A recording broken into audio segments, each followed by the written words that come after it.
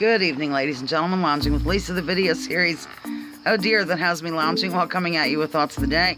And I can still use a banana clip with my little short hairdo. Isn't that adorable, ladies and gentlemen? Please. I look like a dork, but who cares? I've been, doing things today.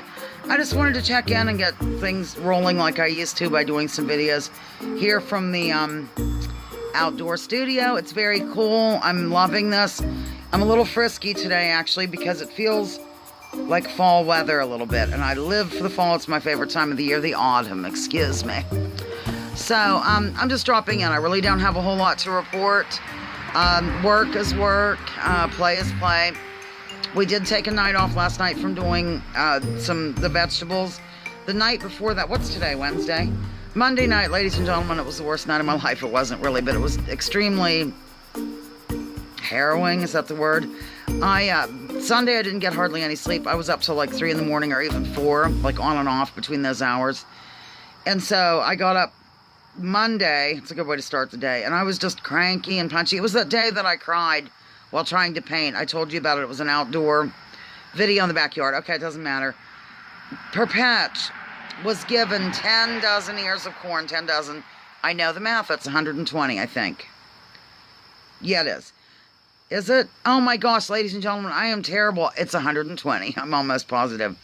And we did that deal where you take the, you have to use that kind of sound effect. You boil the corn for just a little bit, just enough to get it kind of done. And then you take it off the ear using that thing. It has, I'm holding the phone so I can't really demonstrate. But it's like a deal, and then it has a circle in it with some teeth.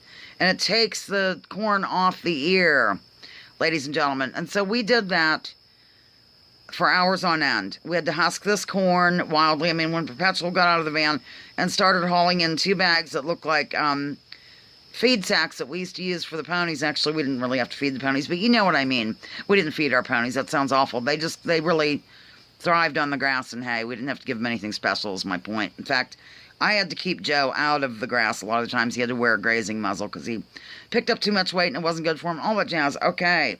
When he came out of the van with those items, I thought, Holy Ghost, this is going to be hideous. It kind of was.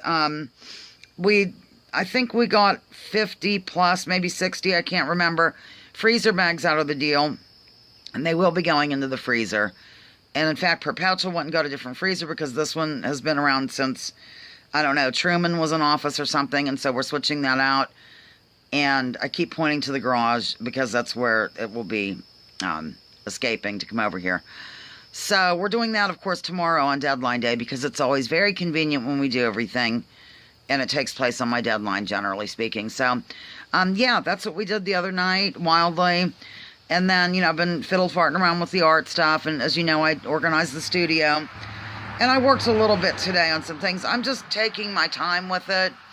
Rather than thinking that I have to finish an entire painting in an hour like the art Sherpa goes through, I can just pause it. I can put it away for the night. I can try it over. I can paint over it. You can just have fun and let loose. It's all supposed to be about having fun, relaxing, and learning new things, which I've learned so many things. I can't believe I was painting on rocks for, years. I don't even know when I started that. I think I was married, actually. So I got divorced in early 2002 or something. It was around, Spencer was little, I'm going to say the year 2000. And I just didn't know a lot of things about it. How it's structured, the molecular jazz that's involved, and what colors wash out others, what turn to gray.